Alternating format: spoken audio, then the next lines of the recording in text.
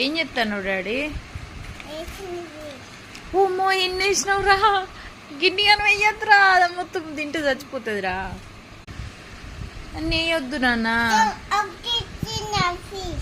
గిన్నె అని ఎందుకు వేసినావు?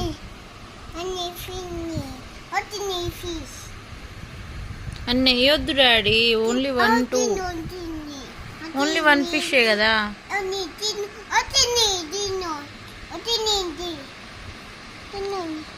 తినమను.